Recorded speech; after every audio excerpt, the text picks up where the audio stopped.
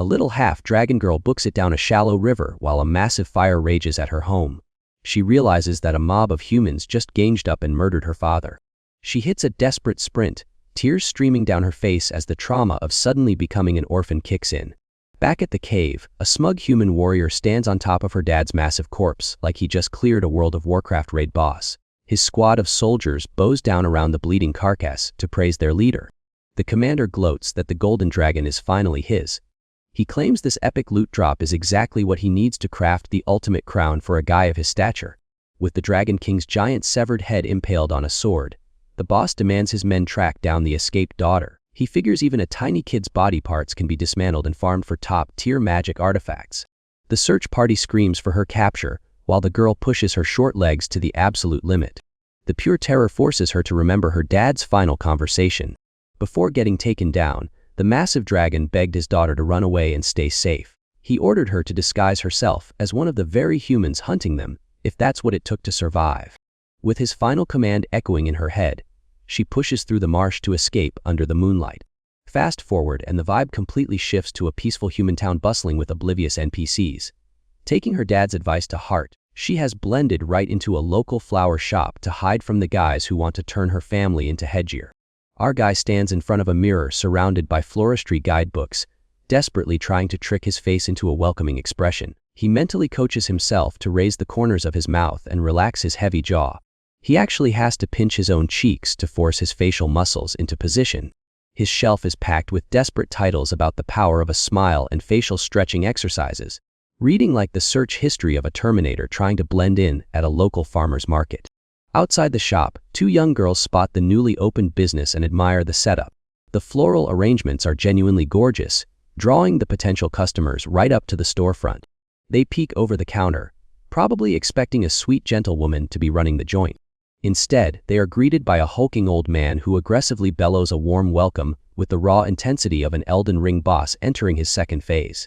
He politely asks what kind of bouquet they want wrapped, but his menacing red aura sends the girls shrieking in terror as they quickly decline the offer and run for their lives. He is left standing completely alone in the deafening silence of the empty street. Going right back to snipping stems, the towering florist named Andromeda reflects that making people smile for a living is way harder than he imagined. The aging florist laments that his vision is going blurry and his hands won't stop shaking, complaining that it takes him an eternity just to arrange a single bouquet. He admits his glory days are long behind him. Staring at his heavy-duty shears, he wonders how differently his past would have played out if he'd had this exact tool back then. The nostalgia almost drags him into a depressing flashback. Refusing to wallow, he violently shakes the intrusive thoughts out of his head like a busted etche sketch. He slams his hands down on the flower counter, clinging to a piece of advice from a book that claimed a good seller must smile to make their customers smile. Hyping himself up, he decides he still has some fight left in the tank. He forces his eyes wide open, booting up his absolute best customer service persona.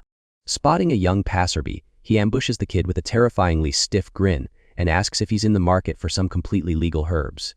Unfortunately, the kid reacts like he just stepped into a Dark Souls boss arena, bolting down the street and screaming for the creepy vendor to stay away. Andromeda facepalms in pure defeat as a passing mother physically shields her kid from making eye contact with the weird flower guy. Shapiwang, our boy, curses his terrible luck, wondering why running a simple local business feels like playing Elden Ring with a steering wheel. He questions why his wholesome botanical shop is failing so miserably when it is supposed to be dispensing pure joy to the masses. His existential crisis gets violently interrupted when he gets jump-scared by a tiny customer at his stall, making him yelp in panic. Adjusting his glasses, Andromeda squints down in sheer confusion at the miniature interloper. The disguised half-dragon girl is standing there shaking like a washing machine on the spin cycle, looking absolutely terrified of the hulking florist. Realizing he might have accidentally traumatized his second child of the day, Andromeda steps out from behind the counter to apologize for spooking her. He quietly curses his own failing stats, convinced he must be going senile since his internal radar completely missed her approach. Trying to salvage his zero charisma interaction, he asks the kid if she is out running errands, noting that her travel-worn outfit makes her look like she just hiked across the entire server. The little girl hesitates, hiding her face under her massive cap. She quietly informs the old man that she isn't actually on an errand at all. Andromeda leans way too close into her personal space, asking if her name is Fifi and what exactly she needs from him. Fi stutters and shrinks back like an NPC whose dialogue tree just crashed. She gets quiet as the shadow of a terrifying beast looms over her thoughts. She remembers a squad of soldiers kneeling before her father. The memory shifts to a massive roaring dragon as she finally admits she needs a crown. Andromeda gets completely the wrong idea, jokingly asking if this tiny toddler is out here seeking supreme power to become the Elden Lord. He reminds her this is a humble flower shop, meaning Royal Hedger is a bit above his pay grade, but he tells her to stay put. The disguised dragon girl just stands there awkwardly while he aggressively rustles through the foliage off-screen. The florist returns, presenting a beautifully woven ring of vines and lilies. He calls it crowned grass and asks if it fits the bill, but Fi just stares at it wide-eyed as a sudden flashback hits her of a riverbed filled with the exact same blooms. Fi's eyes well up with tears as she starts trembling like she just watched the furnace scene in Toy Story 3. Andromeda immediately hits the panic button, asking why she is crying and apologizing that a bunch of hand-picked weeds make for a pretty lame substitute for a real crown. Fi completely breaks down, openly sobbing and wailing for her dad. Andromeda just stares back in pure confusion, wondering why this random toddler is suddenly calling him father. The emotional damage proves too much for her tiny system, and she completely blacks out. She suddenly snaps awake on a comfy green couch, completely disoriented from the sudden reboot. She bolts upright just as Andromeda looks over from his book to casually mention that she is finally conscious. He figures her stamina bar must have hit exactly 0, because she just collapsed and fell fast asleep right in the middle of the room. He points out the shiny new flower crown resting in her lap, guessing she might prefer it to a real one but apologizing for the messy build quality, since it is his very first crafting attempt. Fi stares down at the woven daisies in complete awe, while Andromeda mumbles in the background about needing to grind his DOI skills a bit more. Fi eyes the old man reading his book, trying to figure out if he is actually a nice guy or low-key terrifying. The bright, petal-filled sky outside gives her a moment of peace to process everything. She stares at the vibrant flowers, deciding the stranger is probably safe. Swallowing her fear, she quietly stammers out a tiny thank you. Andromeda barely registers her words before a massive crash echoes from the storefront, sending his displays flying like his shop just got griefed on a Minecraft server. The peaceful living room vibe is completely shattered by some obnoxious voice screaming from outside about a horrible stench. Andromeda drops his book, wondering who has the absolute audacity to cause a racket at his front door. A blonde military officer is out front punting barrels, complaining to his squad that the whole place reeks of a damn lizard. Andromeda steps out to casually greet the unwanted guests, asking why the actual army is pulling up on a retired florist. The officer immediately tells the old man to shut his mouth, but Fi completely freezes when she spots a familiar gold and ruby bracelet on the soldier's wrist, realizing instantly that it was ripped straight off her dragon father's arm. The officer notices his shiny new bracelet, glowing like a legendary loot drop, realizing the golden dragon kid is right in front of him. He immediately lunges forward to grab her, knocking her little hat right off her head. Fi freezes in absolute terror as the officer mocks her for wandering into a human city alone, asking if she really thought she could just waltz in and take her daddy's body back. Andromeda stands right behind her in utter silence, watching the horrific situation unfold. The officer happily rubs salt in the wound, telling Fi it is way too late for a rescue mission. He flexes his wrist, bragging about how much he wants to rip her to shreds just like they did to her dad. He proudly shows off the red gem, explaining that the golden dragon was chopped into pieces to craft top-tier magical accessories. Rising his sword up against the sun, he prepares to finish the job. Looking down at the kid with a massive ego trip, he plots out how he is going to dismantle the daughter next and present her to the king. The guy flashes a crazed smile, already budgeting his new salary from his upcoming promotion, while Fi breaks down in tears over her murdered father. A guard lunges forward with a wild swing, but Andromeda dodges so fast he leaves the guy slashing at empty air like a glitching NPC.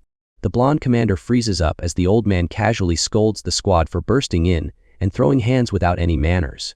Andromeda cradles the terrified dragon girl, complaining that he was this close to finally making her smile before these goons ruined the vibe. The officer breaks into a cold sweat, completely mind blown by the geezer's movement speed, and demands to know what he just whispered.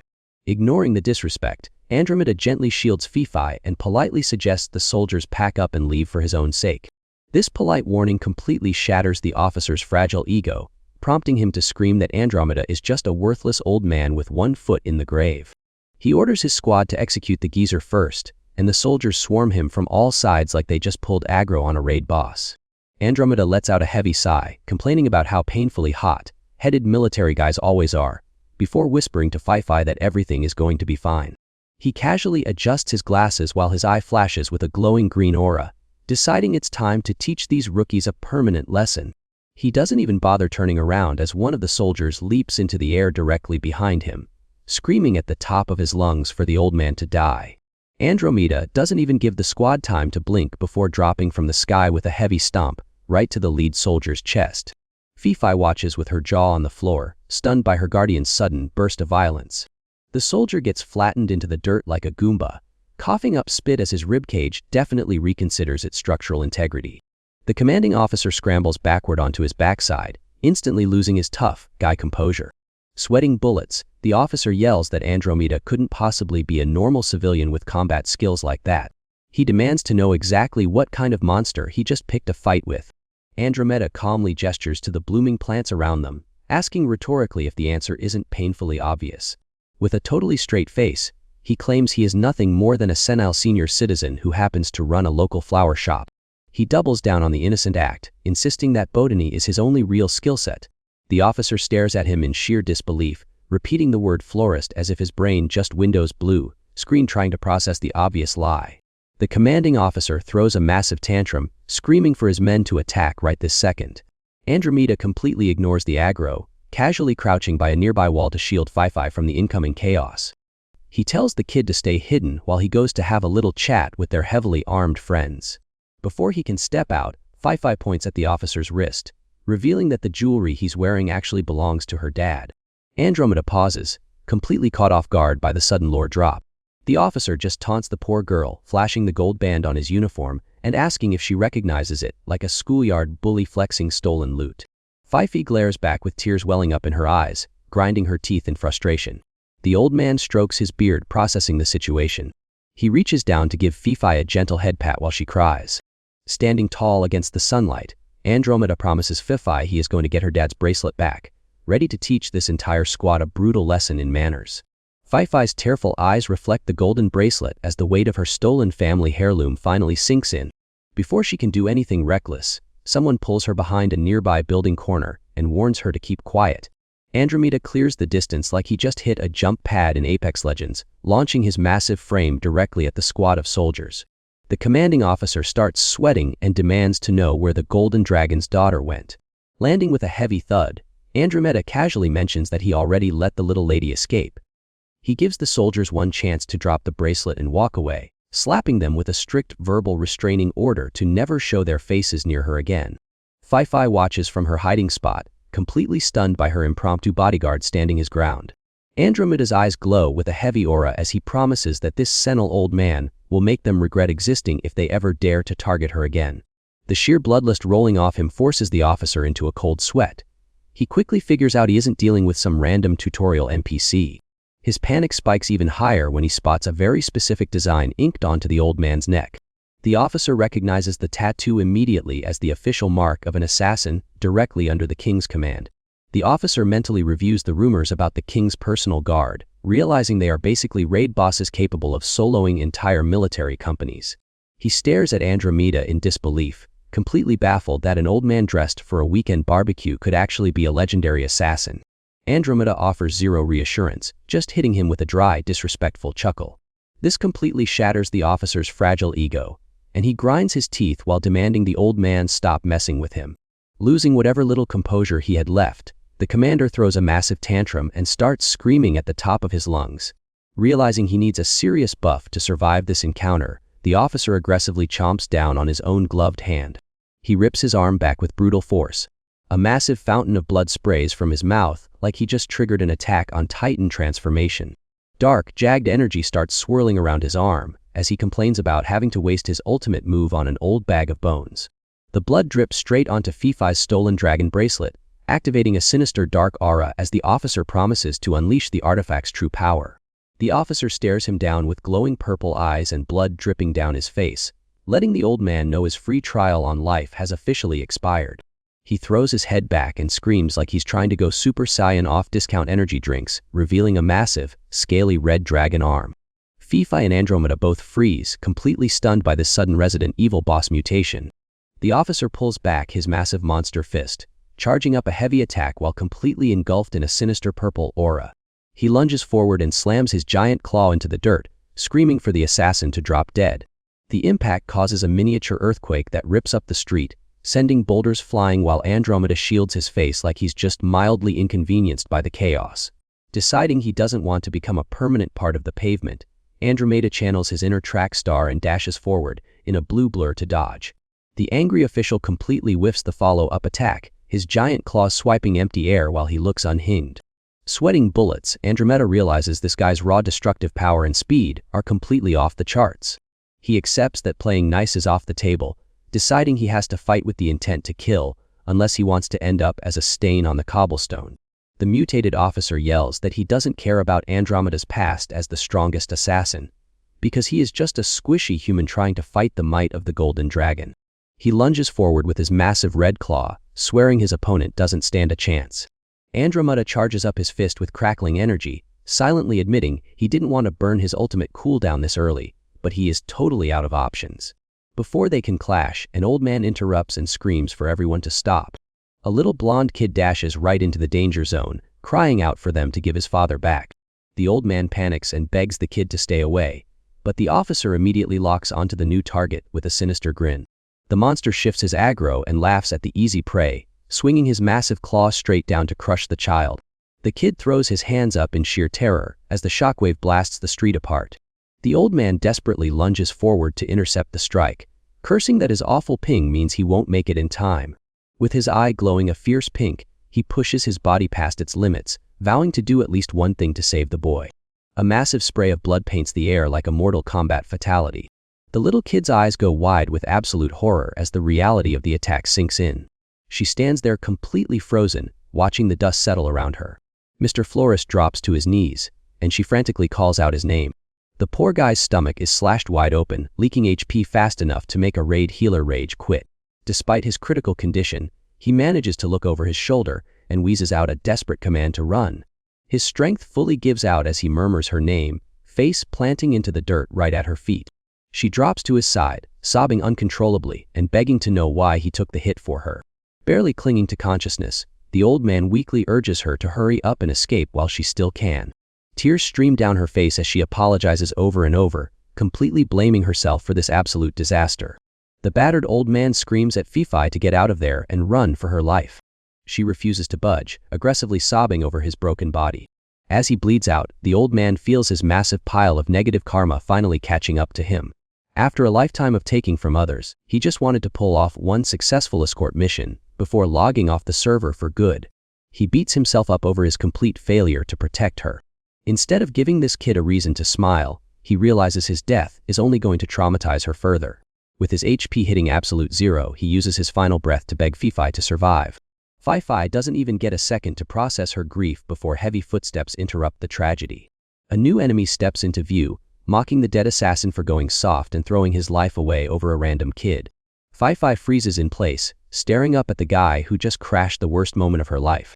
The newcomer is a smarmy blonde dude rocking a grotesque, mutated demon arm like he just walked out of a Resident Evil boss fight.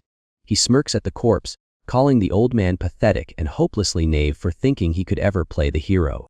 The blonde villain casually debates his torture methods, wondering whether to chop off her arms or gouge out her eyes like he's queuing up a Mortal Kombat fatality. Fifi just sits in shock next to the old man's corpse as the squad of guards boxes her in. She spirals into guilt, blaming herself for getting the florist killed and failing to save her father, while the demon arm guy just smirks at her misery. Her mind flashes back to a massive red dragon claw, reminding her exactly how powerless she is. She remembers standing before the colossal beast, begging it to give her just one smile. Snapping back to the present, a massive pillar of white energy erupts from the ground, sending the generic grunts flying.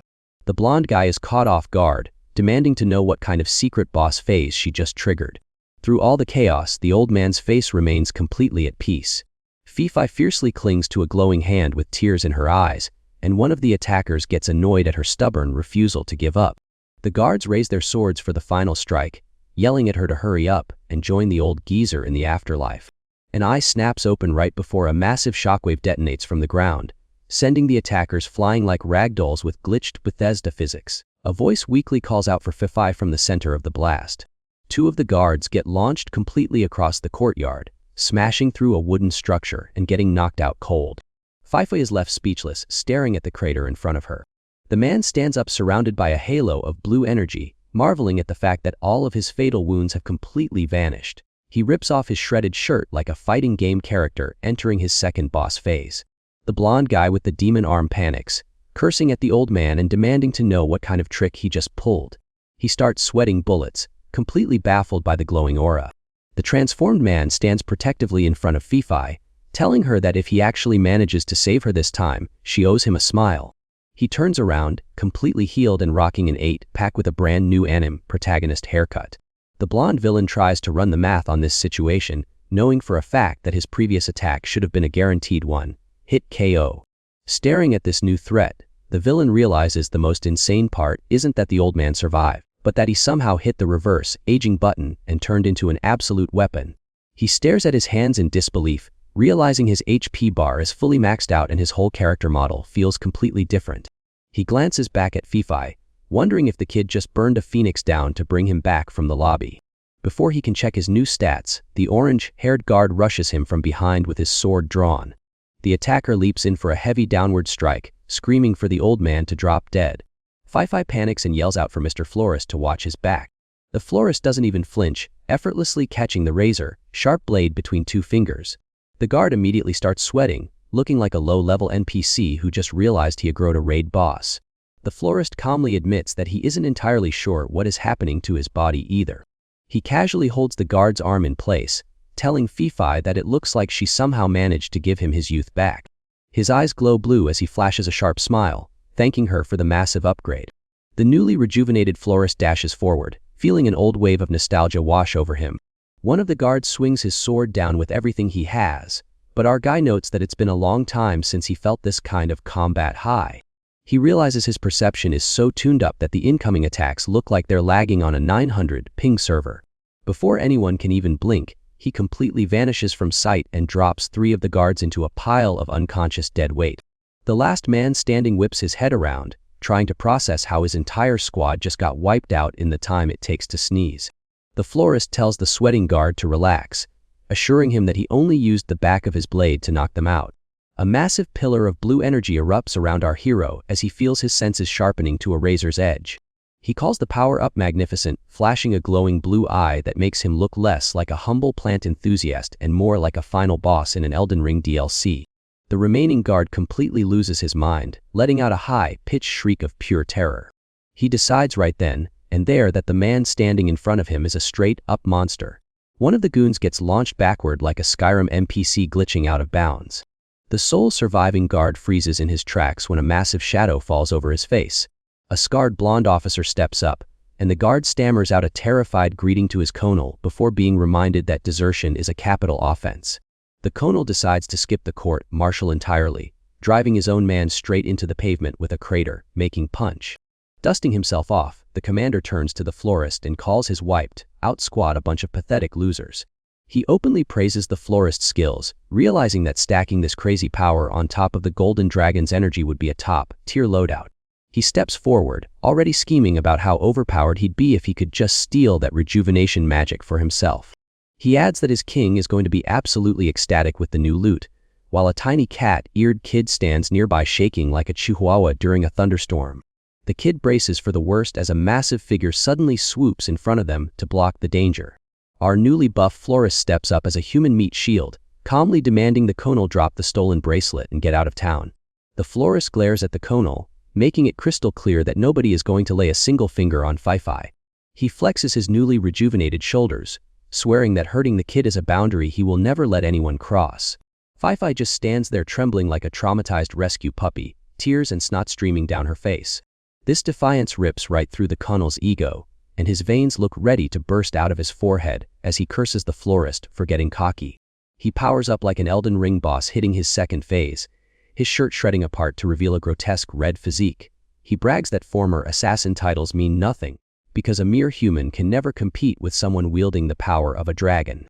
Screaming that his opponent doesn't stand a ghost of a chance, the colonel launches himself through the air for a devastating overhead strike. The florist stays perfectly calm, simply instructing Fifi to step back. With a cold, mismatched glare, our boy holds his ground as the conal crashes down with a massive wave of purple energy. The attack obliterates the floor, kicking up a giant shockwave of dust and crushed rock. But as the debris settles, the conal's smug expression instantly drops into pure shock. He finds himself standing entirely alone in the center of the crater, completely baffled as he realizes his target just vanished into thin air. The conal admits his opponent's power is off the charts, right before he looks up and spots a horrifying problem dropping from above. The florist plummets toward him like a meteor, knowing perfectly well that all his attack power means nothing if he actually misses his target. Flashing a glowing blue eye like he's about to hit the conal with a Megalovania boss theme, he zeroes in for the finisher. The conal screams in terror, realizing too late that his shiny new dragon form didn't come with anti-air defense. The florist buries his heel right into the conal's chest with a devastating diving kick, treating the giant. The florist inspects the broken gold cuff, realizing there is way more to this situation than he originally thought. He turns around to face the little beast girl, who flinches backward like she just aggroed a Dark Souls boss with 0 Estus flasks left. He awkwardly holds out the broken jewelry toward her, admitting that he is totally stumped and apologizing for terrifying her. She slowly reaches out her tiny hands and accepts the golden band. The florist freezes when the little girl quietly stammers out a thank you. The kid erupts into happy tears, clutching the heavy ring against her chest and praising him for getting her father back. Our guy stares back completely speechless, totally disarmed by the sudden emotional damage. He drops down to one knee under the bright sunlight, telling her that he is actually the one who should be thanking her, instantly securing his good karma playthrough. Hours later, the cobbled streets of the local town sit completely empty under the night sky. A kid in a newsboy cap suddenly peeks out from behind a corner, visibly sweating and terrified of whatever is lurking just out of sight. The kid is sprinting down the cobblestone streets like they just caught 5 stars in GTA.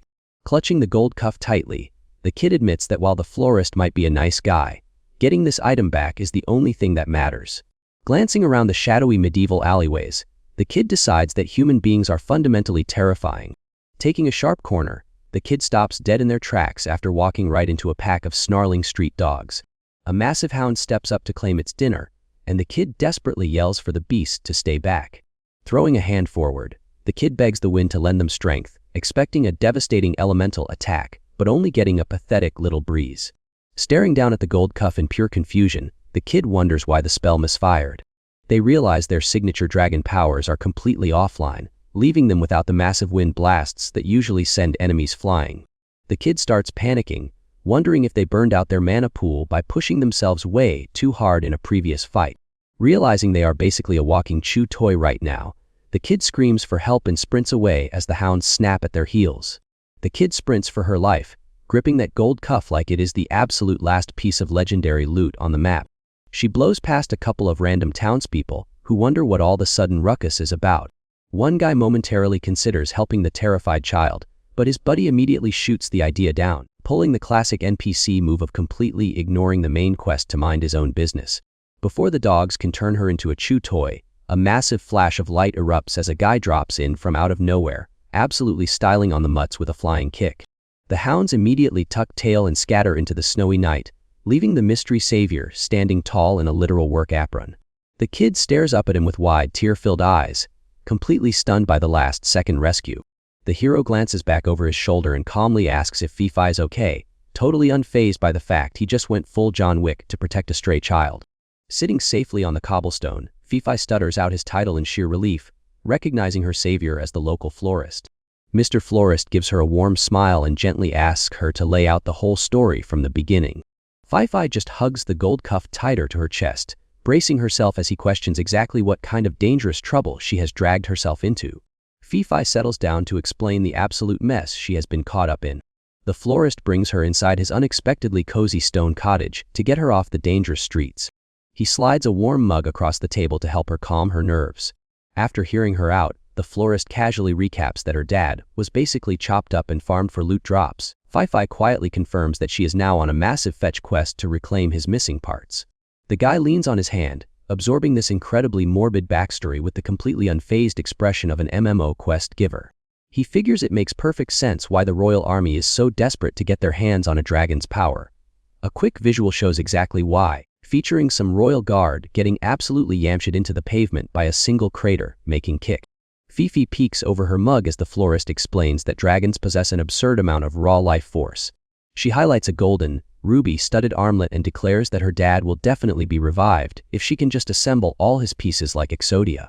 She grips her metal cup tight, her eyes locked on the single scrap of her father she actually managed to save. The brave protagonist Fakad immediately shatters, and she devolves into a massive, snot-bubbling ugly cry while the florist just watches the emotional breakdown in total silence. The florist leans over the counter and announces that he has finally made his decision. Fifi stares up at him like an NPC waiting for the next dialogue prompt to load. Without missing a beat, the guy heads outside and starts rearranging his beloved flower displays under the night sky. He smiles warmly, noting that his plants would much rather brighten up someone's actual home than just wither away out on the street. To prove he means business, he drops a makeshift sign offering up his entire inventory as free loot for anyone walking by. Panic sets in for our little protagonist, and she desperately asks if this means he is shutting down the shop for good. Staring off into the distance, he admits that he finally found something he wants to protect more than his business. He turns back, strikes a majestic pose under the moonlight, and offers his hand, letting Fifi know he's officially joining her party. Fifi immediately shifts into tactical mode, pointing out that since he just humiliated the official royal guard and let them walk away, the kingdom's aggro is definitely locked onto them now. She calculates that the royal reinforcements will spawn in by morning at the absolute latest, meaning they need to abandon the shop before dawn breaks. Fifi's tiny fists start trembling like she is trying to hold back a boss phase meltdown. She demands to know why the florist is going so far for her, pointing out that he took heavy damage because of her and is now straight up abandoning his livelihood. Her mind snaps back to her days on the streets, remembering how she used to desperately beg strangers for just a single ounce of help. Instead of charity, she was met with grown adults screaming in her face, demanding to know why anyone would ever waste their time on a useless stray. The florist breaks her trauma spiral by gently resting a hand on her shoulder. He drops down to her eye level and explains that she was actually the very first person in his life to ever give him a genuine smile. He points out that she also saved his life back then. Fifi completely breaks down in tears, crying that she desperately needs to repay that debt. She confesses that her dragon abilities have been entirely nerfed, leaving her incapable of healing his wounds or giving him any kind of support buff. The florist brushes off her missing stats, telling her he is joining the party strictly because he is worried about her and for absolutely no other reason. Pointing to himself with a grin, he tells her that an old guy like him can definitely still be a high-tier support character. He pledges his loyalty, promising to help her track down her missing father. Overwhelmed by the gesture, she looks up and addresses him by his day job. Snapping a pair of shears, he declares that his time running a flower shop is officially over. Under the light of a massive full moon, a sudden gust of wind whips his hair around to maximize his dramatic reveal. He tells her she can drop the formal occupational titles now.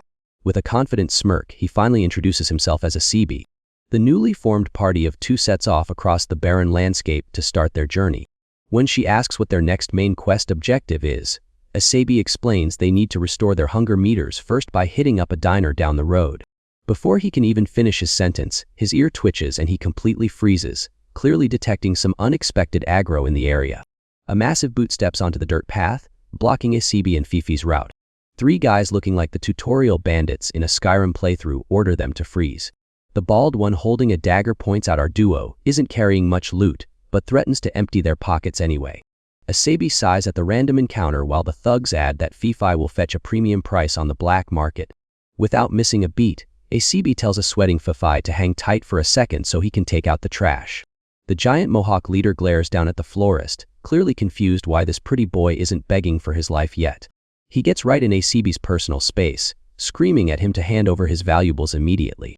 A split second later, the bandit's eyes bulge out of his skull. He breaks out into a cold sweat as his brain finally registers the massive level gap between them. Asabi has already dashed into a perfect martial arts stance right under the giant's chin, moving so fast he left a literal trail of smoke in his wake. The two remaining bandits suddenly look like they just watched a Dark Souls boss health bar appear in the sky. Asabi flashes a glowing red stare, casually hoping this scuffle will at least count as a decent pre-dinner workout. Down at the local roadside eatery, patrons are just trying to enjoy their afternoon drinks. Two of the locals completely freeze, sweating as they stare at the new arrivals. Fifi sits quietly at a table, gripping her little wooden mug like this is a totally normal Tuesday. Right beside her, The three muggers are now hogtied into a massive ball of rope, sobbing out of their violently rearranged faces. Fifi asks her partner what they are supposed to do with this human pretzel of thugs. ACB points out that leaving them on the road would just make them somebody else's problem, so he plans to have the shopkeeper hand them over to the military. Before they can figure out the logistics, the shopkeeper slams their food order onto the table with enough force to make Fifi squeal. She clutches her cup for dear life, sweating bullets as she stares up at their server. The guy bringing them their lunch is a 58-year-old mountain of muscle who looks ready to suplex a bear. Fifi sits there clutching her little wooden cup like she is playing Outlast without any spare batteries. ACB watches her violently vibrate across the table and thinks to himself that human beings are actually terrifying. Trying to break the awkward tension, he asks if she is hungry and pushes a plate her way. He presents the massive spread of roasted vegetables and fresh bread as a proper human meal. Fifi stares down the bowl with the locked in intensity of a Skyrim player finding a sweet roll at 1 HP. She scoops up a massive portion and shoves it straight into her mouth. Her pupils instantly dilate to maximum capacity. She lights up and announces that the food is absolute top-tier gourmet. ACB watches in mild shock as she obliterates the entire table's worth of food, pointing out that she packs away an insane amount of calories for someone her size. Fifi casually fists a pair of carrots and guesses that burning through so much combat power earlier left her stomach feeling like a bottomless void. Fifi goes full Kirby mode on her meal but pauses mid-chew to point out that ACB is barely touching his plate. ACB hits her with the ultimate protagonist line, claiming that just watching her be happy is enough to satisfy his own appetite. Fifi freezes in place, her brain short-circuiting at the sudden wave of unexpected rees. She stares up at him with massive, sparkling eyes like she just unlocked a legendary companion. Her taste buds are immediately hijacked by a plate of flower-shaped pastries, and she practically ascends to another dimension while asking what kind of sweet, chewy witchcraft she is eating. ACB explains it is a local snack called ku turu, made entirely out of regional cat yams. He adds that the owner threw the dessert in as a free bonus for her being a good girl, prompting Fifi to glance over at the massive, muscle-bound bartender rocking an orange heart bandana. The guy looks like he could bench press a semi-truck and glares back at Fifi with the intensity of an Elden Ring boss. A second later, he shatters the menacing illusion by flashing her the most wholesome dad smile on the planet, causing Fifi's brain to blue screen trying to process the gap mo.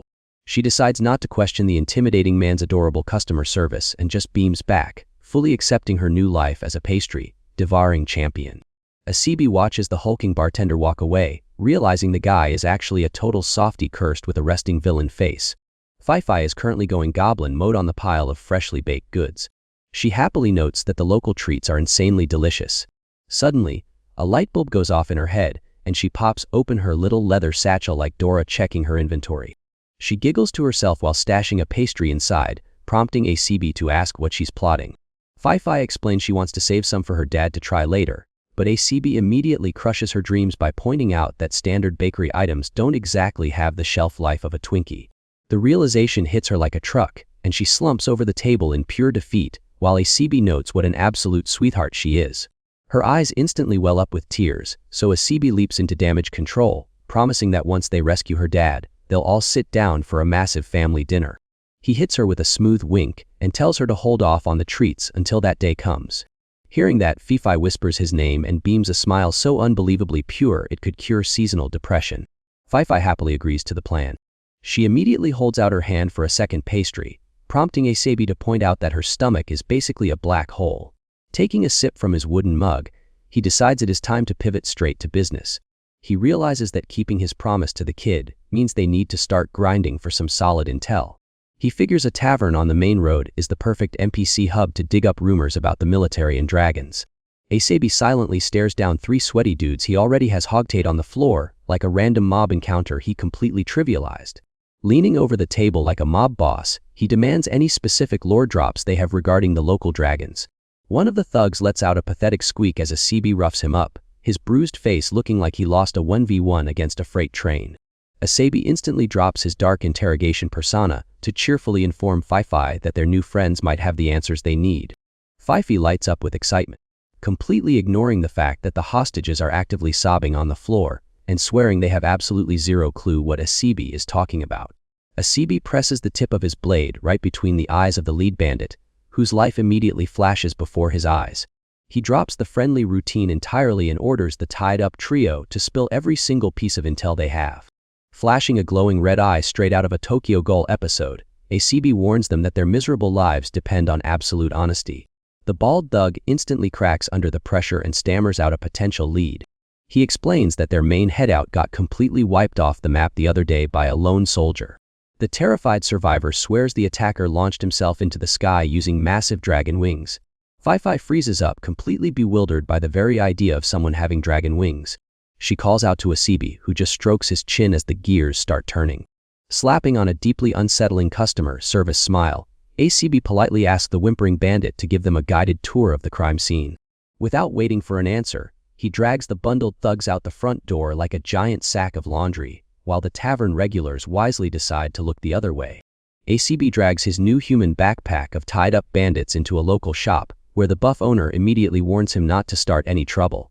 Ignoring the hostility, ACB calmly asks the burly man to babysit Fi for a little while. Fi is completely blindsided by this sudden ditch attempt. The shopkeeper gestures to the hog-tied criminals decorating his floorboards and reminds his customer that he isn't running a daycare center. Harpy 4 Fi frantically calls out to ACB, clearly not wanting to be left behind with a guy who looks like a retired WWE heel. ACB tries to pull the nostalgia card, begging the man to do him a solid for the sake of their old friendship. The shopkeeper flat out rejects this, claiming he doesn't have any friends who look like a walking hot topic mannequin. But then the gears start turning in the big guy's head as he squints at his unwanted customer. He gets a good look at ACB's split dye hair and mismatched eyes. The shopkeeper pieces it all together, recognizing the exact same neck tattoo and striking features from an old man he used to know. He completely loses his cool, shouting ACB's name in pure disbelief. ACB brushes off the dramatic reunion, promising to drop the Lord dump later as long as the guy agrees to watch the kid right now. Fi throws a total fit, declaring she's tagging along to help save her dad like she's an essential party member. Her eyes well up with tears as she tries to hit him with the ultimate puppy dog stare. ACB rubs his chin, trying to figure out how to let down a toddler who genuinely thinks she has main character plot armor. He leans down and gently shuts her down, apologizing but insisting she has to sit this one out. She starts trembling like a damp chihuahua, making ACB sweat and wonder if his stern tone just gave her permanent trauma. He drops the harsh truth that the military is actively hunting her too, begging her to understand that bringing her along would just put a giant target on her back. She clenches her tiny fists, stubbornly refusing to accept being benched. ACB gives her a sympathetic look, completely unchanged in his decision. Realizing they don't have time for a full family therapy session, the buff shopkeeper finally bites the bullet and agrees to watch her. He sighs that they have no other choice right now, but makes ACB promise to drop the entire Lord dump on him the second he gets back. Fifi screams for ACB at the top of her lungs while a hulking shopkeeper tries to keep her grounded. ACB just walks out the door, completely stone-faced and ignoring the world-class tantrum happening behind him.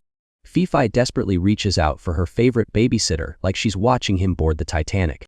The shopkeeper gently pulls her in, promising to buy her some fresh baked turu just to get her to chill out. Before she can even ask what kind of pastry that is, warm drops of crimson splatter across her cheeks. The shopkeeper lets out a wet gasp as his massive arm gets cleanly severed from his body. A split second later, his entire head erupts into a towering geyser of blood like a Mortal Kombat fatality. A heavy, blood-soaked chunk of a blade clatters to the floor beside them. The inside of the tavern instantly gets shredded into wooden confetti by a flurry of high-speed invisible slashes. Outside, ACB whips around to face the destruction, immediately recognizing the violent surge of energy blowing the building apart. Fifi gets caught in the sudden tornado, crying out as the wind yanks her completely off her feet. ACB whips around to see her getting sucked into the vortex, like she just took a direct hit from a Skyrim giant's club. He clicks his tongue in sheer panic, his eyes wide as he realizes what is happening. Without a second thought, he sprints straight back into the collapsing tavern, screaming her name over the roaring wind. Using the splintered floorboards as a runway, he launches himself into the chaotic debris field. He looks up to see that Fifi isn't just riding the wind, but is actually being carried off into the sky by a winged demon, and he yells out for her again. Needing a serious vertical boost to catch up, he stomps down hard on the closest surface. He uses the collapsing roof as a springboard to launch himself straight up into the storm. Before he can reach his friend, he spots a green-haired woman desperately shielding a crying kid from the falling wreckage, forcing him to change his trajectory and dive right for them. He tightens his grip around a wooden pole, clicking his tongue in frustration at the massive disaster he now has to clean up. The winged demon hauls Fifi higher into the sky, and she screams Asabi's name in sheer terror while he yells back that he is perfectly fine. He screams at the top of his lungs, swearing to the heavens that he will rescue her no matter what it takes. Fifi desperately reaches out for him, looking like she is watching her only lifeline slip away. The raging tornado winds finally let up, sending Asabi falling over the village roofs like a glitching ragdoll in a Bethesda game. He sticks a heavy landing in the dirt, sliding to a halt outside the destroyed houses. But the delay cost him his window, and he is left staring in stunned silence as the demon shrinks into a tiny speck on the horizon. He drops to one knee in the dirt, cursing himself for letting her get snatched right out of his hands. He grits his teeth hard enough to crack molars, furious that he let the kidnapper escape.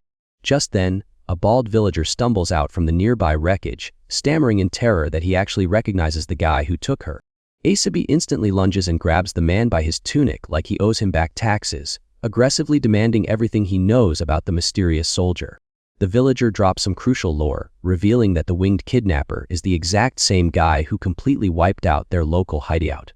Asabi instantly grabs the dude by his collar, demanding to know which military unit this attacker belongs to. The terrified villager stammers out that the local bandit hunters operate out of Sturm Fortress. The massive stronghold towers over the pine trees like a late-game Elden Ring legacy dungeon. Dropping the guy back into the dirt, Asabi calculates that the base is about a half-day's journey from their current location. He tries to piece the logic together, wondering how a soldier stationed halfway across the map could possibly have Fifi's exact coordinates. Thinking back to the trail of bodies, he realizes the attacker completely ignored the other villagers and speedrun the kidnapping without a single second of hesitation. Asabi narrows his eyes as the disturbing reality sets in. He completely zones out into a menacing 1,000-yard stare, leaving the villager sweating out of pure fear. The bald guy nervously breaks the silence, asking Asabi if he is holding it together. Asabi bluntly replies that he is absolutely not okay and turns away, declaring he is off to save Fifi right this second. The scarred villager frantically backpedals to correct his story, sweating buckets under Asabi's terrifying glare. Asabi completely derails the serious interrogation by asking if the guy actually hit the randomize button on the character creation screen to end up looking like that. Leaving the poor NPC to recover from that emotional damage, our boy sprouts massive crimson dragon wings and launches himself into the sunset. Meanwhile, Fifi is having the worst time of her life, squeezing her eyes shut as she tries to process getting kidnapped out of nowhere. She hugs her tiny leather backpack to her chest like it's the last piece of driftwood on the Titanic. Asabi dives toward the sprawling stone stronghold nestled in the mountains, announcing his arrival to the empty air. Deep inside the damp fortress walls, a fire crackles in an iron brazier to fight off the mountain chill. Fifi's kidnapper finally snaps at her to pipe down, complaining about how much longer she plans on sniveling on his floor. This menace is Tio, a Royal Army soldier whose green dreadlocks and pink bandana make him look like a rejected extra from a Pirates of the Caribbean script. Fifi ignores his annoyance and tearfully demands to know why he would do something so evil to her. Fifi breaks down, traumatized by the memory of the shopkeeper getting his head blown off like a Mortal Kombat fatality. She accuses her captor of abusing her father's power to violently massacre innocent people. Tio tilts his head with a confused grin, completely missing the point. He points out the irony of an actual dragon shedding tears over a random dead human. Fifi screams back that grief doesn't care about species. She insists that watching someone die is agonizing whether they have scales or skin. Tio stretches his arms behind his head like he's discussing the weather and drops a massive lore bomb. He cheerfully mentions that her precious dad actually slaughtered a whole squad of his military comrades. Turns out her dad went full Godzilla on the Royal Army, effortlessly roasting soldiers alive in a fiery rampage. Fifi's pupil shrinks in pure shock as her entire worldview shatters in real time. She immediately goes into hardcore denial, desperately yelling that there is zero chance her dad would do something like that. Tio just keeps his smug smile, casually confirming that the rumors claim her dad was an incredibly strong beast. He then goes completely silent, staring off into the distance with a blank expression that shows zero remorse for speedrunning a child's villain origin story. Tio casually yanks Fifi's cap back to get a better look at her face. She clutches her fuzzy ears in despair, tears streaming down her cheeks as she finally accepts the horrible truth about her dad's rampage. Pushing the cap back down over her head, Tio cheerfully confirms that she is 100% a dragon kid. He immediately pivots the conversation to the fine art of forging magical relics, explaining that freshness is the key to a good build. Fifi stares up at him in utter confusion while he compares weapon crafting to meal prep, noting that spoiled ingredients make for garbage tier loot. Teo gestures toward a roaring forge, completely dropping the friendly mentor routine. He casually mentions that the most optimal strategy is to process the raw materials while they are still clinging to life. Looking like a Dark Souls boss entering his second phase, Teo runs his tongue along the edge of a hunting knife and declares that flaying creatures alive is standard relic-making procedure. The color entirely drains from Fifi's face as the horrific realization kicks in that she is the next crafting ingredient. Teo tells her to conserve her HP as long as possible during the process, so she can be turned into a top-tier weapon for the squad. Teo raises a bloody knife and declares it is time to start cooking, but before he can carve his new premium crafting material, a panicked soldier bursts through the door with an urgent report. Annoyed by the interruption, Teo complains about the horrible timing, acting like his Wi-Fi just dropped right before a raid boss kill. The soldier screams that an intruder has breached the building, making Teo's eyes snap wide with a glowing red glare. Fifi gasps at the news, prompting the confused guard holding her to ask what she just muttered. She stares up at her captors, a spark of hope forming as she wonders if her savior has actually arrived. Her instincts are completely spot on, as Asabi is officially on the scene and looking entirely ready to catch a body. Down in the dimly lit dungeon corridors, the rescue mission bypasses the stealth option completely. A guard catches a blur, speed strike straight to the jaw. He hits the stone floor hard, leaving his three buddies to scramble for their swords in total panic. The squad leader curses out their unseen attacker, demanding to know who just Leroy Jenkins their way into the secure stronghold. Asabi steps through the dungeon doorway backlit by a blinding light like he just unlocked a secret boss arena, prompting one of the terrified guards to scream out and ask who the old man is. He completely ignores the question, his heavy boots hitting the stone as he mutters Fifi's name. Suddenly his aura explodes and his eyes start glowing in two different colors, like he's about to hit them with a Megalovania remix, as he bellows out a demand to know where she is. He repeats his question, his terrifying presence practically vibrating through the stone walls. The guards immediately draw their swords, sweating through their uniforms like players who just realized they walked into a high-level raid under-geared. But the intimidating fuckhead doesn't last long, and the old man's expression shifts back to pure exhaustion. He sways slightly on his feet, his robes shifting as he struggles to maintain his posture. The lead guard drops his tough guy act, his face twisting into pure confusion at the sudden drop in energy. He taunts the intruder, pointing out that the old man already looks like he belongs on his deathbed. The guard isn't wrong, because a massive red stain is rapidly soaking through Asabi's stomach as he violently wheezes for air. Asabi realizes his old battle damage is catching up to him as he stares down at a phantom memory of his beaten-up past self. He notes that his physical form is forcibly reverting to its original, broken state. He figures out the massive debuff is happening because he's separated from Fifi, leaving him hunched over and vulnerable in the dungeon hallway. He lets out a low hum, utterly unimpressed by the armed men closing the distance. The guard captain agrees to take him out, but his confidence shatters when Asabi looks up, revealing a horrific, mismatched demon face that looks straight out of a Five Nights at Freddy's jump scare. The captain tightens his grip on his sword, sweating bullets as he instantly regrets his entire career path. Instead of running away to save themselves, the rest of the guards blindly charge forward and scream for the intruder's head. Asabi effortlessly sidesteps the first thrust and claps a guard in the chest so hard the guy is sent flying backward. The remaining squad rushes him with spears while screaming curses, but the old man weaves through their stabbing blades like he's dodging bullets in the Matrix. Without even breaking a sweat, he casually palms two of them right in the face to completely shut down their attack. Asabi crushes a guard's face with his bare hands, treating the poor NPC's skull like a Mortal Kombat fatality. The captain watches his entire squad get turned into ground beef, his brain completely short-circuiting as he grips his spear and stammers like a broken record. The room is left looking like the aftermath of a failed raid boss attempt, with Asabi standing casually in the center of the carnage.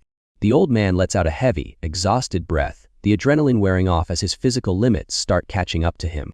He demands to know where Fifi is, stepping toward the last surviving guard who scoots backward across the floor like a terrified toddler. Completely broken, the guard just points a shaking finger toward the ceiling instead of forming actual words.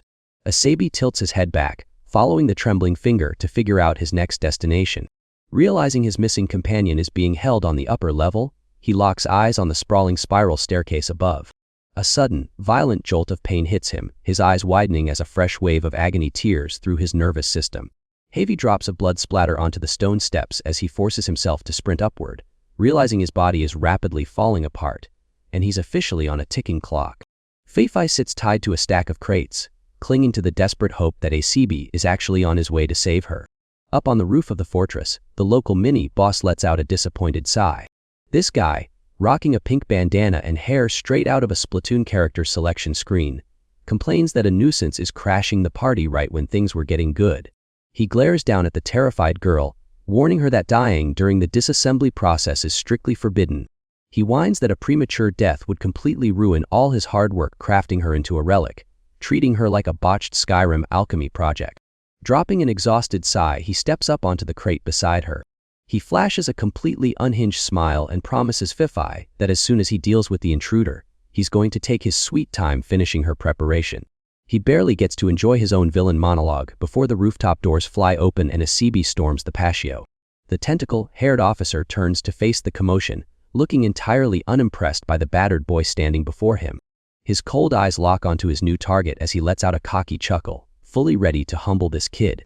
The mini-boss stares down from the rooftop, totally unimpressed that his grand opposition is just one crusty old man. He whines about dealing with all this hassle over a monster brat, acting like he is stuck on the world's most annoying escort mission. Fifi is completely stunned to see ACB actually made it, but the heartwarming reunion is instantly derailed when he coughs up half his total HP in blood. He pushes through the agony, swearing to Fei that he is coming to get her. A massive puddle of crimson forms on the stone floor to prove exactly how fast he is bleeding out. Fei panics, crying out about his horrific injuries and the terrifying amount of blood pooling at his boots. Her panic is totally justified when ACB suddenly collapses onto his hands and knees. Despite looking like he just barely survived a Dark Souls boss rush, he forces his head up to ask if she is hurt, apologizing that she had to be so terrified. He promises to save her right away, begging her to hold out just a little bit longer.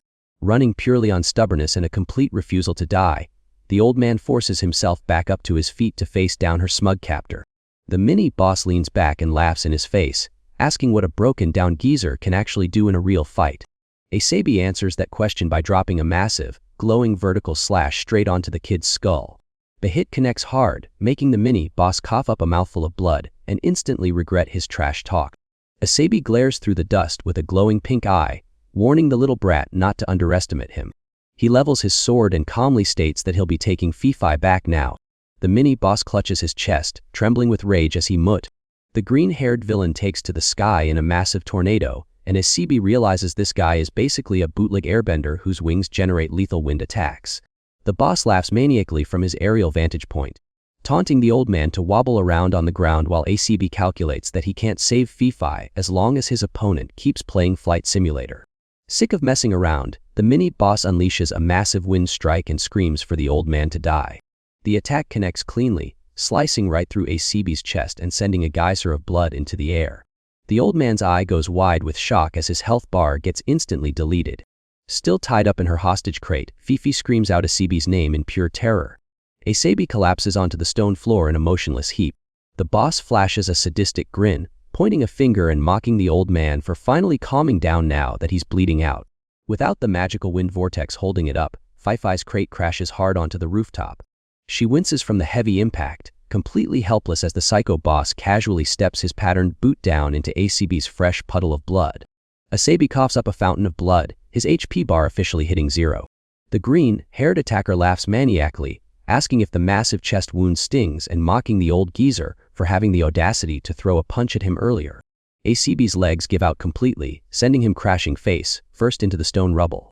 Refusing to take the L just yet, he weakly grabs onto a broken pillar and lets out a painful groan. The wind user chuckles from his high ground, watching the broken martial artist struggle to keep his eyes open.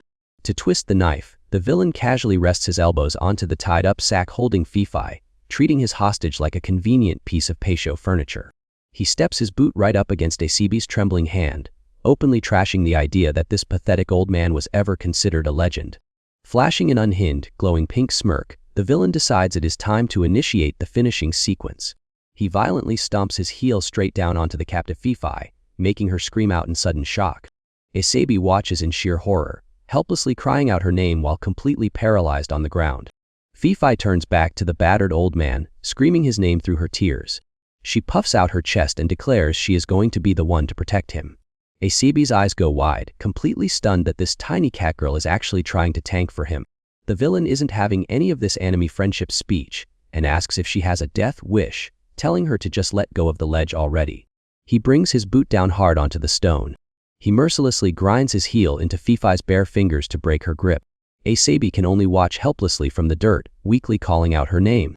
Fifai squeezes her eyes shut, tears streaming down her face as the pain shoots up her arms. Watching his only ally get tortured flips a switch inside Asabi, and he silently swears he will do whatever it takes to save her. Suddenly, a massive pillar of golden light erupts from the ledge, leaving the villain completely blinded and stammering like he just triggered a boss fight he is wildly leveled for. An old man in a red hat detects a sudden surge of energy, realizing Asabi's golden aura feels exactly like something from his past. A massive pillar of light blasts through the castle roof into the night sky, looking like somebody just called in an orbital strike in a Helldivers 2 lobby. The green-haired villain is forced to shield his face from the sudden flashbang. Standing on top of some wooden crates, he stammers and demands to know what kind of trick his victim just pulled. Instead of getting an answer, a heavily bandaged leg steps out of the blinding glare. The villain's eyes practically bulge out of his skull when he realizes he is no longer dealing with a helpless target. The dust settles to reveal a new fighter with split black and white hair staring a hole right through him. This mysterious savior casually carries Asabi with one arm, radiating enough hostile energy to solo a raid boss. Planting his feet firmly on the stone floor, the warrior notes that this exact scenario feels painfully familiar. He realizes all his previous wounds are completely healed, prompting the villain to completely lose his mind and scream into the courtyard about what kind of cheat code just got activated. The villain clutches his face, completely losing his mind over the fact that his opponent is somehow de-aging in real time. He glares through his fingers, realizing that fighting in his base form just isn't going to cut it anymore. Deciding to skip straight to his final boss phase, he aggressively claws into his own chest and sends blood spraying everywhere. He violently mutates into a towering, winged demon, screaming that he doesn't care if his enemy is a legend or a monster. He promises to slice him into tiny pieces regardless of his stats. Charging up a blinding pillar of red energy, the demon fires it forward and yells for the old man to finally drop dead. He immediately follows up the blast by dive, bombing from the sky with his claws out, screaming his attack name like a sweaty try-hard. Completely unfazed by the incoming raid boss, the two-toned fighter calmly instructs Miss Fifai to find some cover behind the nearby crates. He plants his feet firmly on the stone floor, bracing himself to tank the hit. Flashing a gentle smile, he promises the little girl that this time, he is here solely to protect her. Fifi can only stare up at him in wide-eyed shock, realizing she just accidentally recruited a max-level paladin. A massive shockwave rocks the courtyard, sending Asabi sprinting for cover while the dust settles behind her. Our two-toned hero stands completely unfazed in the wreckage, casually gripping a pair of bloody scissors. He raises his makeshift weapon with the smooth confidence of a barber about to give the most lethal fade in history. Hovering high above the impact zone, the winged demon curses his enemy's name. The monster tries to declare his next attack, but his villain monologue gets instantly derailed. He stares down at the completely empty crater, wondering if his target just quit the server. His bloody face twists into pure panic when a very calm voice announces its presence from directly above him. The hero dive bombs out of the sky, lining up a devastating counterattack. He casually mocks the monster's pathetic flight altitude, and the demon's eyes practically bulge out of his skull in sheer terror. Gravity does the rest of the work as the hero delivers a brutal downward strike, packing enough kinetic energy to knock the demon's tongue straight out of his mouth. A massive beam of energy completely obliterates the castle tower like an orbital strike. Asabi peeks out from behind cover, looking like a stunned NPC who just wandered into a boss fight. Completely unbothered by the collapsing architecture, the hero sticks a flawless landing right on the stone walkway. He flashes a confident smirk and tells his opponent to relax, since he only struck him with the back of the blade. Standing proudly over the smoking crater, he casually admits he might have overdone the attack just a little bit while Asabi scurries up behind him. The demon is currently buried under a mountain of rubble and choking on his own blood, proving that the back of the hero's weapon still hits like a runaway freight train. The hero reaches down and snatches a glowing red earring right off the defeated demon, ignoring the burning heat sizzling against his fingers. Inspecting his newly acquired loot, he instantly recognizes the artifact as the dragon's wings. His victory lap gets completely ruined when his eyes widen in shock and he suddenly gags on his own blood. His legs physically start fading away into thin air, and he calls himself pathetic for suffering such a heavy backlash just from using a power way outside his current weight class. Fifai runs up calling Asabi's name, and he turns around to greet her. She clutches her little backpack like a kid on the first day of middle school, looking completely shocked by the aftermath. ACB hands over the glowing red earring, telling her he is glad she is safe before casually explaining that this tiny piece of jewelry is actually her dad's body, as if the guy just got compressed into a WinRAR file. Fifi stares at the artifact in her hands, letting out a stunned gasp. She bows her head to hide her face, quietly thanking him for what he did. Asabi notices her silence and asks if she ended up getting injured somewhere during the chaos. He stares down at her, totally failing to read the emotional room. Instead of answering his question, the tiny beast girl steps right into his personal space. She grabs a handful of his blood-stained tunic, tears welling up as she admits she is just overwhelmingly relieved that ACB made it out alive. ACB's eye widens in pure shock, clearly not used to the idea of an NPC actually caring about his well-being. Fifi tears up and lays down the law, demanding that he never tell her to wait for him ever again. ACB just stares at her, his brain momentarily buffering like a dial-up modem trying to process the outburst. He finally caves and concedes the point. He admits that she was actually the one who carried the run and saved his life this time around. He pieces together that his rapid aging only kicked in because they were separated, realizing she acts as a walking passive buff that he desperately needs to stay in range of. Traumatized by the absolute nightmare they just survived, Fifi screams that she is never letting him go. Asabi lets out a soft laugh at her intense, tear-soaked death glare. A genuine smile finally breaks across his tired face. He reaches out for a reassuring head pat, letting her know the feeling is entirely mutual. Dropping down to one knee, he officially places himself in her care for the foreseeable future.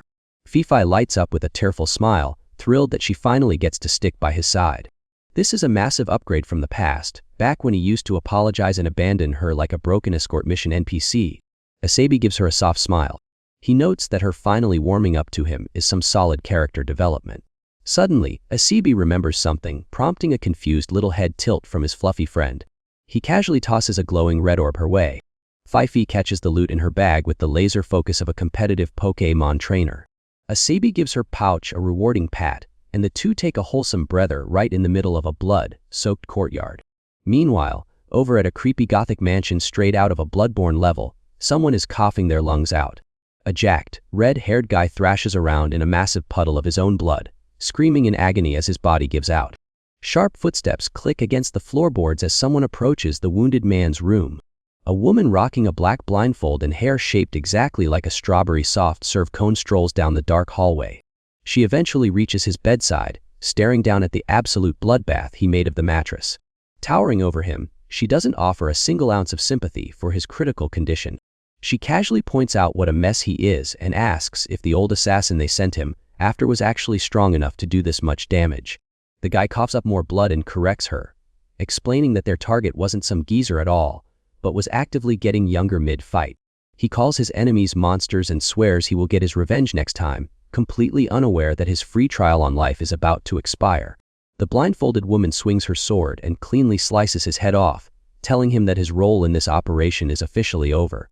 She stands over the fresh corpse while the rest of his blood ruins the sheets. Rubbing her chin in thought, she completely ignores the dead weight at her feet and takes a massive interest in the idea of this mysterious rejuvenation process. A mysterious voice chimes in to say that the tale they just heard is quite the interesting story. A sinister smirk spreads across the listener's face as he ponders the new intel. Chilling on his throne in full armor, the Dark Lord reveals that the target is the child of the Golden Dragon, meaning it makes total sense for her to be rocking an infinite youth glitch. He flexes a hand covered in massive ruby rings and declares that the girl belongs in his grasp. Flashing a villainous grin, he asks his subordinate to validate his kidnapping plot. A red-haired minion bows deeply, acting like the ultimate yes man to his lord's demands. Out under a starry night sky, a guy rocking Todoroki's split dye job peacefully carries the sleeping dragon child. Someone asks Asabi how he managed to speedrun his way to the fort so quickly, and he bluntly admits he just spammed his dash button.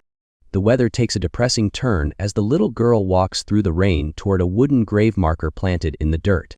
A single daisy rests at the base of the wood, which serves as the final resting place for the local tavern owner. Fifi stands in the rain, completely crushing herself with guilt because she thinks she got the local shopkeeper killed. Asabi steps up to offer the mandatory head pat of comfort, assuring Fifi that the tragedy doesn't fall on her tiny shoulders. He explains that the late shopkeeper was actually a high-level mercenary informant he used to hire back in his prime. Holding onto a small memento, Asebi admits he was the one who originally pulled the guy into this mess. Fifi still can't shake the heavy feeling, tears welling up as she tries to argue back. They stand quietly before the makeshift wooden grave, trapped in a heavy moment of silence. Suddenly, Asebi's eyes dart to the side like his mini-map just pinned an enemy player. He realizes his only real priority is keeping Fifi safe, and to pull that off, he desperately needs better intel on whoever is hunting them. Without missing a beat, he whips out a pair of green scissors and hurls them straight into the bushes like a makeshift kunai. He demands the hidden stalker reveal themselves, leaving Fifi completely confused as to why her guardian just declared war on the local foliage. The green-haired stalker huffs in the bushes, staring at the scissors that nearly gave him an unwanted fade. He clicks his tongue, genuinely impressed that his target's radar pinged him even over the heavy downpour. He figures those broken stats are just par for the course when you're tracking a former Imperial assassin. Asebi isn't in the mood for games and demands the guy identify himself while Fifi nervously stands by his side. The stalker flashes a cheeky grin and introduces himself as Otoka. Stepping out into the open looking like a rejected grass-type Pokemon gym leader, Otoka proudly declares that he makes his living as an informant. He casually drops Asebi's name, leaving the assassin staring back in absolute deadpan silence. Otoka then locks onto Fifi, casually reciting her entire tragic backstory about being a dragon child hunting for her dad's remains like he just skimmed her character wiki. Asebi's internal alarm bells start ringing, because an intelligence broker suddenly spawning in right after they lost their previous one is way too convenient. He demands to know what Otoka's angle is and who leaked their data, but the green-haired guy holds his hands up, claiming his sources are under strict NDA and he isn't about to snitch. Otoka tries to maintain his smug persona, pointing a finger and calling Asebi a terrifying assassin. Asebi just stares at him with the dead eyes of an NPC waiting for the player to skip his dialogue. He points out that the informant's legs are vibrating harder than a PlayStation controller on low health. Standing calmly in the rain, Asebi asks if Otoka is actually the one backed into a corner right now. The green-haired stalker starts sweating, desperately trying to salvage whatever is left of his cool factor. He makes the fatal mistake of calling Fifi a brat, claiming that dragging a kid around completely nerfs Asebi's options. Regaining a bit of false confidence, he brags that his premium intel could lead them straight to her father's missing body parts. Before Otoka can even finish his pitch, Asebi speed blitzes him and slams his face into the mud. Gripping the informant by his scalp, Asebi radiates killing intent and promises that he will not tolerate a single insult directed at Fifi. With his target securely pinned to the ground, Asebi acknowledges Otoka's job title and coldly offers him two choices. Asebi lays out the terms of service, telling the informant his first option is getting eliminated right here to tie up loose ends. Alternatively, he can cough up some premium intel and earn the right to keep his kneecaps. Otoka complains that his hard-earned information is his lifeblood. He questions if Asebi really expects a free lore drop just because of a little physical violence, prompting Asebi to squeeze his skull like a stress ball. Right before his head gets popped like a water balloon, Otoka gets distracted by a tiny newcomer. The little kid crouches down beside them in the mud, completely unfazed by the casual hostage situation. Weaponizing the ultimate sparkly-eyed anime protagonist stare, the kid begs the informant to share any leads regarding a missing father. The pure innocence hits Otoka like a tactical nuke, leaving him groaning under the overwhelming aura of sparkles. He instantly folds, cursing his innate weakness for children and crying that his corrupt soul is being purified, while Asebi dryly points out that his precious lifeblood was surprisingly cheap. With the interrogation safely concluded, the rain keeps pouring down on the quiet village as the crew prepares for their next move. Otoka slams a map down on the wooden table like he's initiating a D&D campaign. He explains that the golden dragon was essentially treated like Exodia, split into over 10 pieces and forged into scattered relics. Pointing to the weathered parchment, he notes that this shows every confirmed location for the legendary loot. The kid stares over the edge of the table with wide-eyed focus, completely locked into the lore drop. Tapping a crude drawing of a castle, Otoka reveals the biggest catch to their treasure hunt. Asebi easily connects the dots, figuring out that the strongest piece of the dragon naturally belongs to the king.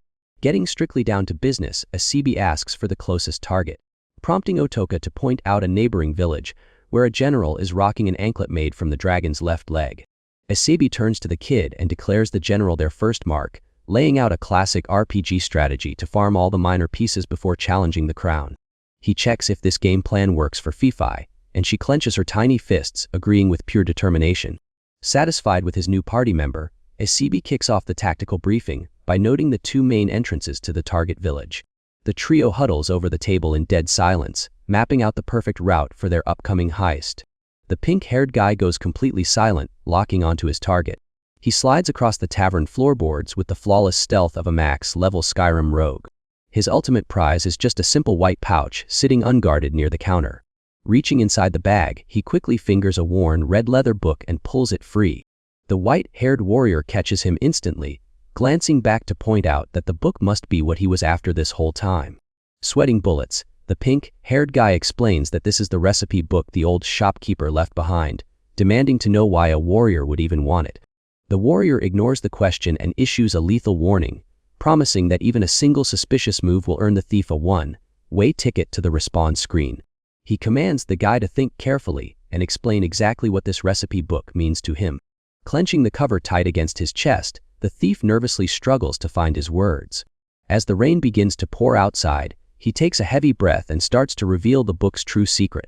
The next target is a fortified dirt camp that looks like a starter bandit outpost from Skyrim.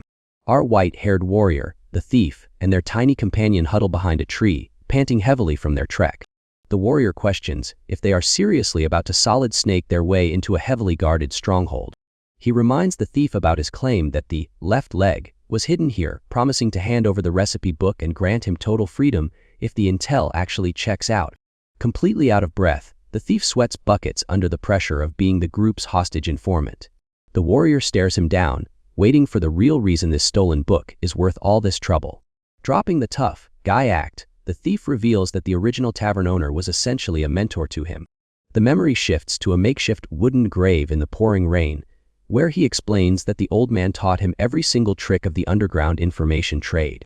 Soaking wet and staring at the headstone, he declares his intention to inherit whatever legacy his master left behind.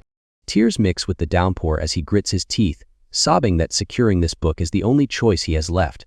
The warrior squints at the fort, his combat instincts suddenly kicking into overdrive. He realizes something is seriously off about their target. The thief starts sweating, complaining that his premium intel guaranteed at least 20 soldiers were supposed to be defending this garrison. But as they peek out from behind a tree, the front gate is left wide open like a dead multiplayer lobby waiting for players to spawn. The wooden watchtowers and green tents inside are totally deserted. Weapons are just left sitting on tables next to lit campfires, making it look like the entire bandit crew got randomly raptured mid-shift. The warrior leans back against the trunk, pointing out that an unguarded enemy base is a massive red flag. A gentle breeze drops a few leaves as he tries to formulate a safer approach. He suggests they wait it out, but his eyes suddenly widen in panic when a giant metal boot crunches down right next to him. The trio freezes in terror, looking up to find a towering, heavily armored juggernaut looming over them like a Dark Souls boss whose aggro radius they just accidentally crossed. Asabi stares at the gigantic newcomer, his eyes bugging out as he instantly recognizes the massive threat standing before him. The giant flashes a relaxed smile, casually greeting Asabi like an old friend logging back onto the server after a 10-year hiatus. The thief takes one look at the situation and immediately hits the panic button, knowing their party is entirely out of its league. The armored juggernaut stands tall in a pristine white cape and crown, looking like an endgame raid boss that just wandered into the starting zone. The figure glares at them from the shadows, dropping a menacing aura so heavy it practically chokes the air out of the forest. The trio stands paralyzed under the giant tree, completely trapped by the sudden ambush. Asabi is sweating bullets, totally baffled by how this behemoth managed to completely mask his crushing spiritual pressure until the very last second. The heavy aura isn't even the worst part, because Asabi is terrified to admit he used to serve underneath this absolute monster. He flashes back to his days kneeling on the royal carpet, remembering the man as Klaus Hilbert, the legendary sovereign who ruled the kingdom 2 generations ago. The ancient king just flashes a smug grin, looking exactly as arrogant as he did back when he sat on the throne. Klaus casually asks why Asabi is just standing there lagging out like his controller disconnected, advising his old servant to watch his head. The trio is completely frozen under the trees, staring down the approaching juggernaut. Asabi realizes the legendary sovereign looks exactly like he did back in his prime. By all laws of biology, the guy should be a senior citizen cashing in his pension by now. Looking at his own weathered face, Asabi connects the dots that his former king hasn't aged a single day since they last met. He nervously stammers out his old ruler's title, confusing the white-haired thief right next to him. Down below, the little girl drops her jaw and starts trembling like a chihuahua at a vet clinic. The thief glances down at the kid, finally recognizing her as Miss Fifi and putting the tragic lore puzzle together. Her eyes immediately well up with tears as the traumatic memories flood back. The horrific realization hits the thief that Fifi's father was actually murdered by the very king standing in front of them. Spotting the sovereign's eager smile, the thief screams at his party to trigger an immediate tactical retreat. Asabi stutters in panic, completely mind blown by the sudden command to fall back. The main guy doesn't have time to explain the lore, and just orders him to move his legs. He practically blows the thief's eardrums out, screaming at him to snap out of it and run. The two of them book it down the dirt path, fleeing for their lives while leaving the legendary sovereign standing in the dust. Klaus watches them scramble away with a smug little smirk, looking like a max-level boss watching Brand. New players try to escape his aggro radius. Instead of dirtying his own silver armor, he looks down at the cloaked figure waiting at his feet. He casually orders his shadow minion to hunt them down. The masked assassin flashes a golden eye and accepts the mission without a second thought. The minion launches forward like a speedrunner exploiting a movement glitch, kicking up a massive shockwave of dirt in his wake. Meanwhile, our boy is sprinting full tilt with Fifi tucked under his arm like a stolen football, sweating bullets alongside Asabi as they desperately try to outrun their impending doom. The thief sprints away in full panic mode, asking Asabi if the king's crown was the grand prize they were after and if they just completely fumbled the bag. Asabi keeps his cool, explaining that the extra intel they got about a left leg was obviously just bait to pull them into an ambush. As they bolt through the forest, the thief realizes they walked right into a trap, and Asabi confirms that His Majesty is exactly the kind of scheming final boss to pull a stunt like that. A quick flashback proves his point, showing the king sitting on his throne and ordering a kneeling soldier to hunt down his enemies. The monarch officially bestows the name Asabi onto the young boy, revealing that our dual-haired rogue actually started out on the royal payroll. Back in the present, the thief curses their terrible luck, agonizing over the fact that they just walked away from a massive stash of dragon parts empty-handed. He tries to keep complaining about the lost shiny gear, but his rant gets cut off. Fifi is completely traumatized, ignoring the greedy thief as she clings to Asabi's back for dear life. She trembles against his shoulder, whimpering that the king wasn't just wearing the crown, but the rings and sword too, meaning the man had basically equipped her dad's entire legendary loot drop. Tears well up in her eyes as the horrifying reality of the king's overwhelming aura finally sets in. Fifi clings to Asabi for dear life, crying about how the king used her father. Asabi admits he can't blame her for freaking out, acknowledging that the one who killed her father is walking right beside her. He gently pats her head to calm her down, reminding himself she's just a kid caught up in the worst matchmaking lobby possible. He grits his teeth, stressing over how they are going to survive this. He knows full well that dealing with His Majesty is like playing Elden Ring on a DDR pad, where one tiny mistake means getting instantly deleted from the server. He tells the thief their only objective right now is to sprint out of this forest before they become royal dog food. Before he can even finish his sentence, his danger sense completely spikes. He screams for them to scatter, violently shoving the confused thief out of the drop zone. A massive orbital strike of energy crashes, right where they were just standing, turning the ground into a giant crater. The thief sits helplessly near the blast radius, screaming Asabi's name into the dust cloud to see if his carry just got vaporized.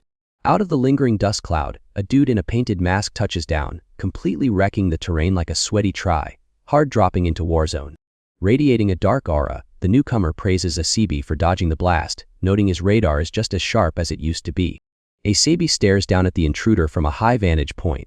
Hunched over on a sturdy tree branch, he shields Fifi from the fallout with his own body. A cold sweat breaks out on his face as the terrifying reality sets in. The masked guy casually critiques Asabi's evasion, claiming his movement speed completely lacks the razor-edge sharpness of his prime.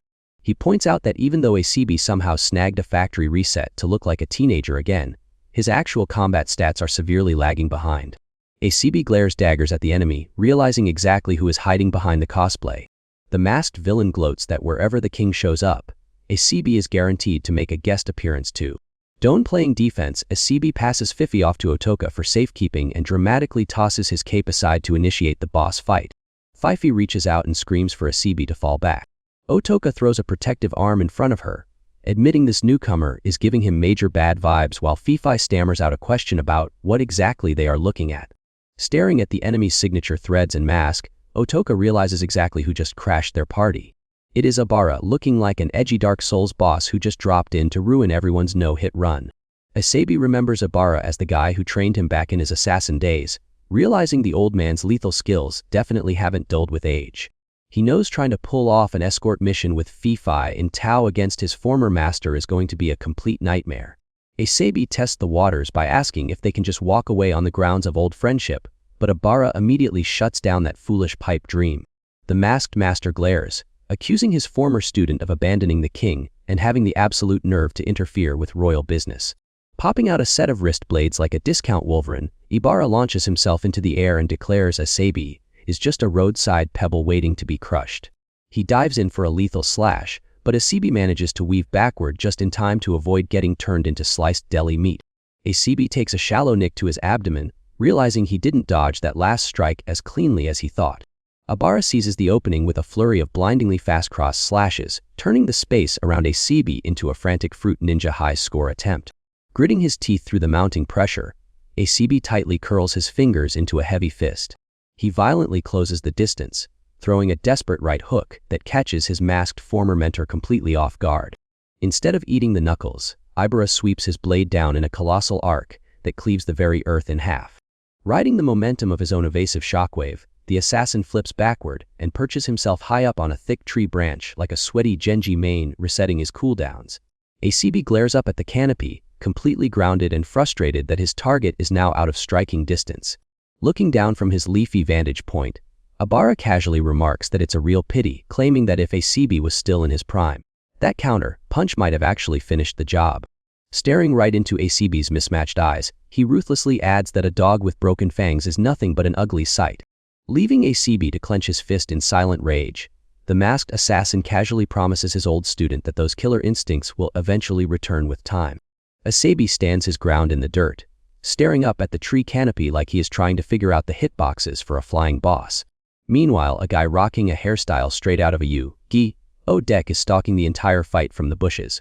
He sweats bullets and asks if Asabi is actually going to survive this, pointing out that their boy is getting heavily pushed back.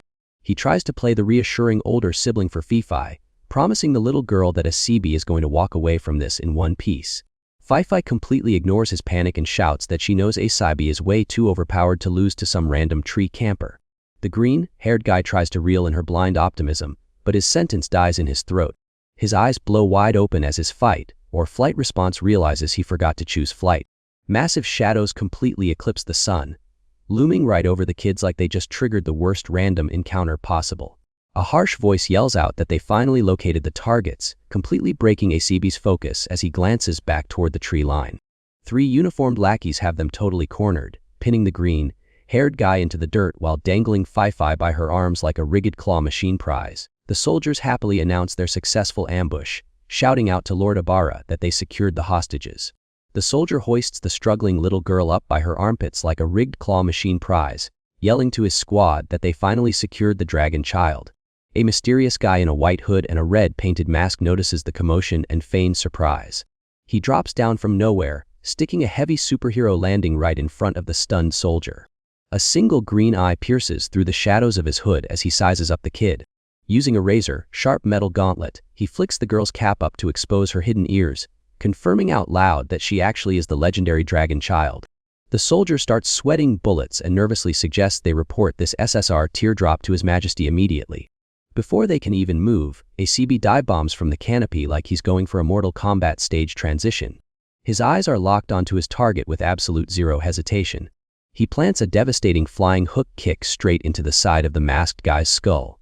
The sheer kinetic energy launches the creep backward, sending him tumbling across the dirt like a skipped rock. The soldier holding Fifi lets out a pathetic squeal as Asabi grabs him by the collar. His eyes widen in sheer panic, realizing he picked a fight with the absolute wrong guy. Asabi answers that panic with a Mortal Kombat-style knee strike straight to the man's family jewels. The poor grunt crumples to the dirt holding his freshly scrambled eggs, prompting his buddy to abandon the mission and sprint into the woods wailing in phantom pain. With the trash disposed of, Asabi scoops Fifi up under his arm like a freshly secured objective and capture the flag, turning his attention back to the masked man. The masked man brushes off the earlier hit, analyzing Asabi's flawless form and guessing he must still be an active duty soldier. Asabi locks eyes with the intruder, fiercely declaring that absolutely nobody is allowed to lay a single finger on Miss Fifi. He completely loses his cool, screaming that he will defend her even if the king himself comes to claim her. The masked man quietly stares him down through his painted visor, processing the sheer level of treason Asabi just casually committed. Rather than escalating the fight, he calmly accepts the warning as a tense silence settles back over the foggy woods. The masked man asks why a washed-up retiree like Asabi would suddenly step back into the spotlight. He wonders if this grand return is seriously just to play bodyguard for a random kid. Asabi keeps his grip on Fifai tight, completely unfazed by the trash talk. Meanwhile, his green-haired buddy stares at them in absolute disbelief, trying to process this sudden lore drop. He quietly questions what could possibly make this little girl so important. The masked guy calls Asabi pathetic, lecturing him about how fatal emotional attachment is in the murder business. Asabi casually shuts him down, declaring that his days as an assassin are officially over. Fifai stares up at her new protector in complete awe. Ignoring the masked edgelord entirely, Asabi grabs his gear and tells his sidekick it is time to bounce, prompting the guy to scramble in agreement. The two of them casually stroll off into the woods, leaving the royal guard standing around like NPCs whose pathing logic just broke. One of the royal guards panics and asks the masked man if they should chase after Asabi's group. The masked man shuts that idea down immediately, leaving the guard looking like an NPC whose pathfinding just completely broke. Staring off into the misty woods, the man explains that going after them now would just be a massive waste of soldiers, claiming Asabi isn't worth squandering the king's property over. The guard tries to protest, ready to argue company policy, but his bravado instantly evaporates. His eye widens in pure terror as the man's blood-stained faceplate suddenly clatters into the dirt. Now completely unmasked, the scarred veteran declares he will definitely end Asabi's life next time, bound by his absolute devotion to his majesty. He notes that his former subordinate understands this deadly promise perfectly, while deep in the forest, Asabi and his green-haired buddy are currently spamming their sprint buttons to get out of the danger zone. The green-haired guy catches his breath to ask Asabi if he and his old coworker always had this kind of toxic workplace relationship, considering the older man was definitely fighting to kill. Carrying Fifai like a precious football, Asabi just dodges the question entirely, keeping his eyes locked on their escape route. Asabi sweats bullets as he books it through the forest, looking less worried about the royal guard and more like he is trying to outrun his own intrusive thoughts. The little guy in his arms stares up at him and asks if he is seriously still hung up on his ex. Asabi freezes up entirely, his legs turning to abstract art as the question hits him like a point-blank blue shell. The kid tilts his head in utter confusion, wondering why his ride just blew, screened in the middle of a high-stakes getaway. Asabi stares blankly into the middle distance, completely checking out of their current life or death situation. A single pink petal drifts through his mind, cueing up the mandatory tragic backstory sequence. Through a glowing filter of pure nostalgia, he remembers a girl bathed in angelic light who offered him some flowers. Thanks for watching. Check out this next video, and remember to subscribe and zap.